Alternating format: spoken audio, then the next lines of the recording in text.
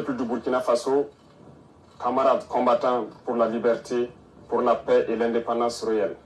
C'est un plaisir pour moi et un honneur de m'adresser à vous en ce jour mémorable, marquant donc le 63e anniversaire de la proclamation de l'indépendance de notre chère patrie, le Burkina Faso. Mais avant tout propos, permettez-moi de rendre grâce à Dieu Tout-Puissant qui nous a permis aujourd'hui de pouvoir nous tenir ici et nous adresser à la nation entière. Permettez-moi également de rendre donc un hommage à tous ces combattants qui bravent vents et marées et qui nous permettent de survivre. Permettez-moi de rendre un hommage à tous ceux qui ont perdu la vie dans ce combat. Tous ceux qui sont aujourd'hui sur les lits d'hôpitaux et qui cherchent à recouvrer la santé, nous prions Dieu qu'il leur accorde meilleure santé. Et que ceux, les êtres chers que nous avons perdus, nous prions Dieu également que la terre libre du Burkina Faso leur soit légère. Camarades, permettez-moi une fois de plus de rendre hommage à tous ces fils et filles du Burkina Faso restés à l'arrière, qui ne ménagent aucun effort pour permettre à ceux qui sont au front de pouvoir se battre. Tous ceux qui contribuent à l'effort de guerre, tous ceux qui sont engagés, qui prient jour et nuit pour que la paix puisse revenir au Burkina Faso. J'irai aussi mettre en garde les valets locaux de l'impérialisme qui sont à l'arrière, ici avec nous, à l'intérieur du pays comme à l'extérieur, de changer de fusil d'épaule. Parce qu'il est temps qu'on arrête et qu'on puisse voir dans la même direction et agir pour que le Burkina puisse recouvrer la paix. Nous n'allons plus dérouler le tapis rouge à ces valets locaux parce qu'il y a un temps à toute chose. Il y a de cela plusieurs années, le Burkina Faso connaît sa page la plus sombre de l'histoire. De quoi s'agit-il? Ce terrorisme qui nous est imposé, qui nous endeuille et qui nous empêche de vivre n'est qu'une manifestation violente de l'impérialisme.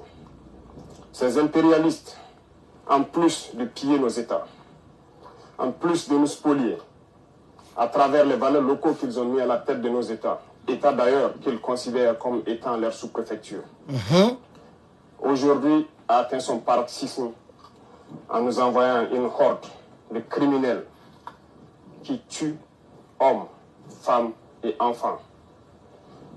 Nous supposons que c'est l'apogée de l'impérialisme et du néocolonialisme. Le vaillant peuple de Burkina Faso va les accompagner dans le déclin. Il y a un an de cela, nous nous sommes offusqués et nous nous sommes révoltés contre la manière de mener cette guerre. Le peuple nous a confié une mission. Nous ne doutons aucunement de notre peuple, de sa vaillance, de sa résilience. Ce peuple qui n'abdique jamais, qui n'abandonne pas, qui fait face à l'adversité. Nous avons décidé, en toute âme et conscience, de prendre la destinée de cette patrie et de mener la guerre. Parce que la guerre pourrait durer si jamais on ne la menait pas. En témoignent ces cellules dormantes qui se sont subitées le combat. Ces derniers jours, vous avez pu remarquer l'intensité de la bataille qui nous reconforte dans notre thèse qu'il y avait plusieurs cellules dormantes qui devraient entretenir cette guerre pendant des décennies et des décennies. En engageant cette bataille, nous avons fait appel aux fils et aux filles de la nation. Nous ne doutions point. Les gens ont répondu présent. Plus que ce que nous estimons. Et aujourd'hui encore, plus les gens sont déterminés à s'engager pour la bataille. Nous remercions ce vaillant peuple d'avoir compris ce message. En plus de cela, nous avons souhaité à ce que le peuple finance sa propre guerre. Ce qui a été compris. Aujourd'hui, les gens soutiennent, appuient les forces combattantes comme ils peuvent. Beaucoup de choses sont faites, mais nous allons encore demander encore plus de sacrifices. Merci à ce peuple qui a compris que la seule manière d'y arriver, c'est de faire sa propre guerre, une bonne fois pour toutes. En venant donc à la tête de l'État, nous avons trouvé une armée en sous-effectif, mal équipée, mal organisée, peut-être mal entraînée. Il s'agit pour nous, dans un premier temps, de faire appel rapidement au VDP qui ont répondu et aussi de les équiper, ce qui ne fut pas une tâche facile. Dieu merci, nous y sommes arrivés à équiper tous ceux que nous avons pu recruter. Au sein de l'armée, déjà pour l'année 2023, l'armée de terre a recruté plus de 11 000 hommes. 5 000 autres sont en phase d'être recrutés dans les jours à venir.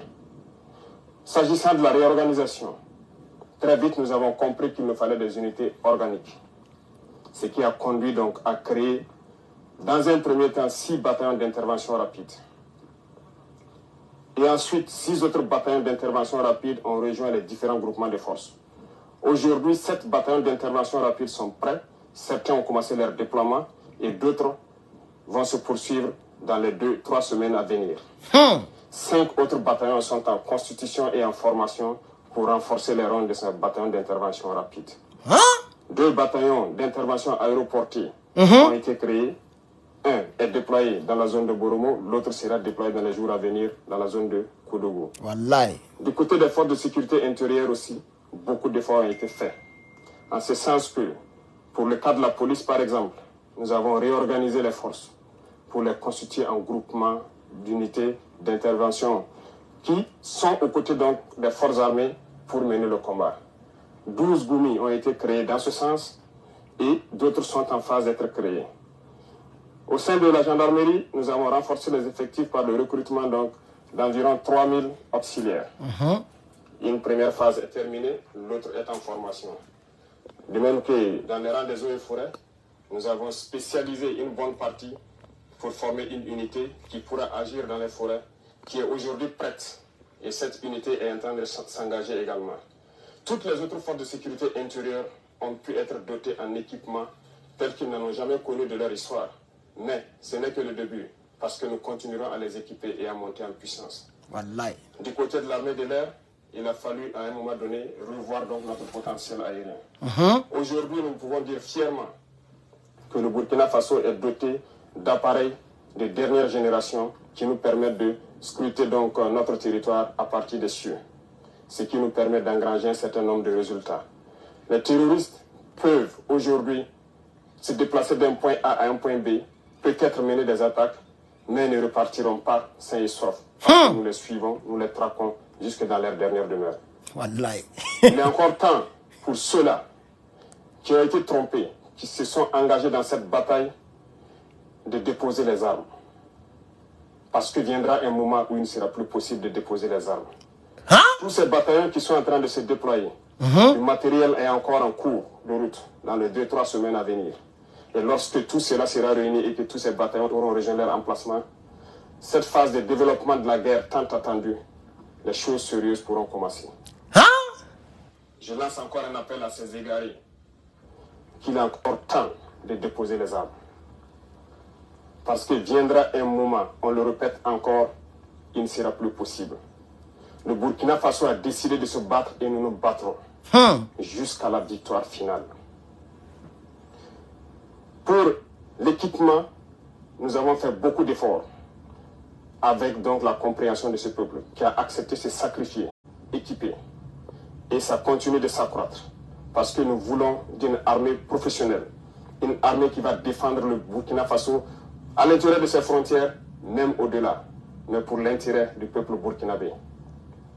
Les efforts continuent et nous allons continuer à renforcer les rangs pour que plus jamais ces situations sombres que nous avons connues ne puissent survenir à l'avenir avec nos enfants, nos petits-enfants. Pompez le cœur, il signale la vidéo. Pour accompagner tout cela, il a fallu aussi, du côté de la santé, augmenter donc les capacités de nos plateaux techniques des différents hôpitaux et de certains CMA qui appuient les forces de défense et de sécurité lorsqu'il y a des évacuations de blessés. Ça nous a permis d'acquérir un certain nombre d'appareillages et aussi l'ambition pour nous, c'est de construire des hôpitaux modernes pour permettre à nos infirmiers, à nos médecins d'exprimer tout leur potentiel. Ce processus est en cours, ce qui nous a permis de pouvoir contracter donc l'hôpital de Gawa et c'est ce modèle d'hôpital que nous voulons dans chaque région et qu'on puisse permettre à nos vaillants soignants d'exprimer tout leur potentiel, tout leur savoir. Aussi dans ce volet de santé, cette épidémie de la dengue. Épidémie de la dengue qui a fait beaucoup de victimes dans nos rangs. Beaucoup ont perdu des êtres chers. toutes nos condoléances aux familles qui ont été touchées par cette épidémie. Mais cela nous rappelle quelque chose. Nous devons revoir notre plan de salubrité et d'assainissement. Ce qui a été lancé il y a quelques jours de cela, l'initiative présidentielle pour le développement communautaire, prendra en compte ce volet. Et j'invite donc toutes les populations à se mobiliser pour que nous puissions assainir notre milieu. Dans le domaine de l'agriculture, nous avons décidé de nous fixer une mission d'atteindre l'autosuffisance alimentaire. En 2024, c'est un défi. Pour 2023, nous avons lancé l'initiative présidentielle donc, pour l'autosuffisance alimentaire et la souveraineté alimentaire. Il s'agit pour nous d'emblaver un certain nombre de superficies, de donner des intrants à des producteurs, des semences améliorées produites donc par nos chercheurs sur place. Ce qui, aujourd'hui, on peut dire est une satisfaction parce que les résultats sont au-delà de ce que nous avions espéré. Ce qui témoigne encore que nous avons de bonnes terres, nous avons de braves hommes qui savent donc travailler la terre et nourrir les Burkinabés. Ça nous encourage à lancer un autre défi pour 2024. Des engins tels que des tracteurs ont été commandés dans le cadre de l'initiative. Les chercheurs ont été renforcés et on continue de les renforcer pour trouver les semences adéquates. Et aussi ce qui nous a conduit à ouvrir l'usine de Coupéla en août dernier pour fabriquer les intrants sur place. L'engrais est produit et nos producteurs.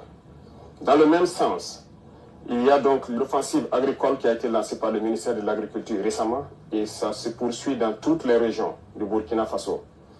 J'invite donc les populations des différents villages à s'impliquer, à aménager tout ce qui est bas-fond, toutes les terres cultivables. Et nous mettrons tout en œuvre pour les accompagner pour qu'on puisse produire au maximum dans cette saison qui arrive. La contre-saison est également lancée dans les points où il y a des eaux de surface. Et l'accompagnement est fait à travers donc des semences améliorées produites par nos chercheurs d'un certain nombre de spéculations qui ont déjà été dotées à certains producteurs. On ne pourra pas parler d'agriculture sans parler donc du développement de l'agroalimentaire. Nous sommes en train d'encourager actuellement donc tous nos importateurs et tous nos opérateurs économiques à se lancer dans la production, dans la transformation. Beaucoup d'usines verront le jour pour que un certain nombre de produits alimentaires soient produits au Burkina, transformés au Burkina et consommés au Burkina Faso. Merci. Et pourquoi pas exporter? Oui. C'est un défi que nous nous sommes lancés et nous comptons sur cette brave population pour nous accompagner à pouvoir réaliser ces défis. C'est en ce sens que nous pourrons donner beaucoup d'emplois donc à des jeunes qui sont formés, qui malheureusement n'arrivent pas à exprimer leur talent parce qu'il n'y a pas d'espace qui leur est offert. Dans le même sens, le ministère de la Jeunesse a été instruit de mettre un accent sur la formation professionnelle. Cette mutation est en cours en fédérant donc toutes les écoles et tous les centres de formation professionnelle pour que nous ayons une meilleure vue de la formation donnée et de ce dont nous avons besoin pour le développement de notre chère patrie. Camarades, parlant donc du développement du commerce, oui. Comme vous l'avez suivi la dernière fois, il s'est agi pour nous de faire donc une analyse de notre situation économique. Et à l'issue de cette analyse, nous nous sommes rendus compte qu'il fallait prendre un certain nombre de mesures. Et nous avons dit à compter de janvier, un certain nombre de mesures seront prises. Pas pour mettre la pression ou pour empêcher certains d'exercer leurs fonctions, mais c'est pour le bonheur du Burkina Faso. Il faut que nous créions la richesse, que nous puissions employer nos jeunes. C'est dans ce sens que nous allons développer le commerce interne. Nos commerçants qui quittent les villes vers les campagnes, nous allons encourager à ce que ces produits qui partent vers nos campagnes soient produits au Burkina Faso. Donc, nous invitons tout un chacun à prendre cette donnée et à mûrir les projets nécessaires pour que, en 2024, nous puissions donc atteindre cet objectif-là. Sur le volet donc de la coopération, un bon nombre de partenaires ont refusé de nous accompagner, de nous aider à acquérir le minimum d'équipements. Jusqu'au jour d'aujourd'hui, certains équipements, nous avons favorables à nous les livrer. Les licences ont été bloquées par d'autres États impérialistes qui n'ont aucun intérêt à ce que nous puissions évoluer dans notre guerre. S'il vous plaît, mettez les cœurs. Par contre, plusieurs autres États ont accepté d'ouvrir leurs portes. C'est le lieu pour moi donc de les saluer et de les remercier pour leur engagement aux côtés du Burkina Faso dans cette lutte. Ici en Afrique, nous avons jugé nécessaire de nous mettre ensemble, surtout au Sahel, parce que nous ne pourrons rien faire sans union. ce qui a mené donc à la création de l'Alliance des États du Sahel. Une alliance de défense a priori, mais qui évoluera vers une alliance économique et bien plus. L'AES est un espace qui est aujourd'hui victime de terrorisme barbare, violent. Mais aujourd'hui, nous avons compris et les peuples ont compris qu'il faille s'unir. Et nous invitons tous les autres Africains, tous ces peuples brimés, à pouvoir s'unir pour faire face à l'adversité. Nous défendrons l'espace de l'AES comme si nous défendons nos propres terres ici. Merci. Parce que nous avons décidé de nous unir avec nos pays frères du Mali, du Niger, pour en faire de nos espaces un seul espace. Tout à fait. Aller et venir, commercer et défendre. Ramener la paix, la prospérité et la sécurité. Parce que nos peuples ont droit au bonheur. L'Eldorado dont nos peuples rêvent, nous pouvons le créer ici. Et nous avons confiance en ce peuple. M'adressant donc aux travailleurs qui ont déjà consenti beaucoup d'efforts pour le Burkina Faso, je vais encore vous demander plus d'efforts en 2024. Il y aura certaines mesures qui seront prises pour encore accentuer sur la contribution à l'effort de guerre.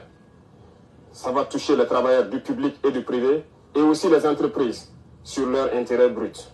Le taux sera fixé, mais cela doit nous permettre de pouvoir augmenter premièrement la prime de nos vaillants VDP d'au moins 35%. Et aussi de leur assurer une certaine assurance vie, de sorte que lorsqu'ils sont blessés ou lorsqu'ils tombent au champ d'honneur, que la prise en charge soit meilleure que ce que nous connaissons. Donc, il y aura plus de sacrifices qui doivent être consentis à l'endroit donc des vaillants et qui se battent jour et nuit sur le terrain. C'est le lieu pour moi de leur rendre encore hommage pour leur contribution, pour leur accompagnement donc des différentes forces sur le terrain. Merci à vous. Je ne saurais terminer mon propos sans remercier toutes ces forces combattantes qui se battent sur le terrain jour et nuit pour que nous, à l'arrière, nous puissions vaquer à nos occupations. Remercier donc tous ces travailleurs, commerçants, paysans et éleveurs qui se battent aussi et qui contribuent à ce que nous puissions mener cette guerre et libérer nos terres. Vive le Burkina Faso, la patrie ou la mort, nous vaincrons. Voilà. Voici le message du capitaine IBT, le président du Burkina Faso. Chers camarades, vous pouvez retrouver cette vidéo sur la page officielle RTB. Là, allez-y regarder si vous voulez regarder encore. Voilà, j'ai transmis cela pour vous, pour mes abonnés. Voilà, merci au capitaine Ibrahim Traoré qui fait un bon travail pour le pays, des hommes intègres. Je suis le panafricain Herman le patriote. Merci encore. On espère qu'un jour on sera aussi remercié depuis nos positions. Parce que nous faisons aussi un combat. Merci chers camarades. Après l'hymne national du Burkina, je pense que je vais aussi couper de mon côté. Donc il a mis en garde les terreaux, c'est le moment de déposer les armes. Car il va arriver un moment où il sera impossible de déposer les armes. C'est une parole, hein? Il va arriver un moment où il sera impossible de déposer les armes. Parce que vous serez dronistifiés, même si vous dormez. Donc le capitaine a mis en garde aux terreaux de déposer les armes. Ils ont encore le temps. Parce qu'il va arriver un moment où le ciel sera bourré de drones. Il n'y aura pas de lieu de se cacher. Merci chers camarades. Herman le patriote. À bientôt.